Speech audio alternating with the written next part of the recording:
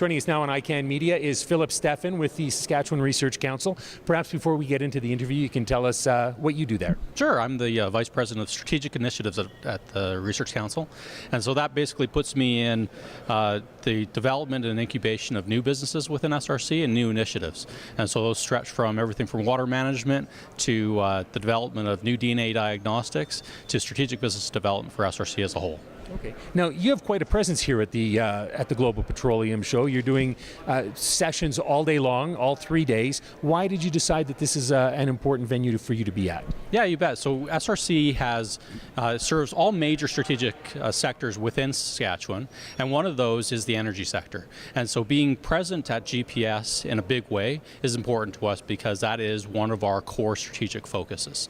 And so although we are centered and based in Saskatchewan, many of our lead clients or large clients are headquartered here in Calgary. And so in some ways we're coming to our clients. And so a lot of the folks know us already, but we're here basically overviewing all the services and value that we can bring to the oil industry here. Okay. Now you're presenting a lot of different topics, fracking, pipelines, and your topic is on water. Tell us a little bit about it. Yeah, that's right. So I'm a little bit of the odd man out here because it's a theater that's based on oil recovery technologies, and I'm talking about water, and so it seems like a little... You're the VP. I think you can talk about whatever you want. Oh yeah, sure. So in the context of water, what we're looking at is some of the key drivers that are happening across the country and across the globe around water scarcity, or at least the perception of coming water scarcity, and how that's driving public sensitivity towards water, and that in turn is driving really an essential strategic path for oil and gas companies to look at how they're managing water as a resource, because it's a shared resource. There's only a finite amount of it, and as we go and we look at particularly the development of oil resources in the shale gas and tight oil, these tend to be reserves or in water scarce areas and tend to be water intensive processes. And so what we're looking at and what I'm presenting on is about how taking a proactive look at your water strategy is necessary in order to maintain social license and also ensure that you're managing public perception, because there is a lot of scrutiny being placed on oil and gas companies developing these resources. Do you find that the companies are aware of I guess maintaining that social license as much as they could be?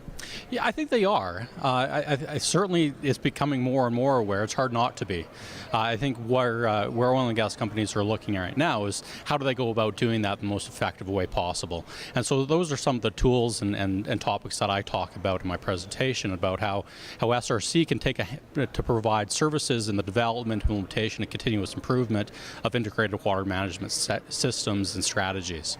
You talk about perception of the public's perception of what's happening with water in our country. Has the public, do you think, do they have the right information? Well, I think the public is anticipating what's coming, and there are certainly areas where oil and gas development is where there is true water scarcity and water stress.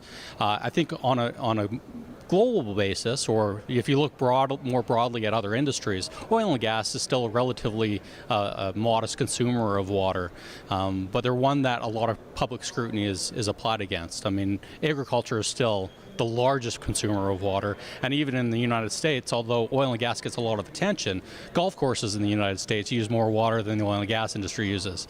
But that aside, whether or not that is justified or not, it is incumbent upon companies to manage their water and ensure that they are managing their perception, or the public perception around social license, because social license is a huge deal, particularly here in Alberta, with all of the focus that is paid on things like the oil sands.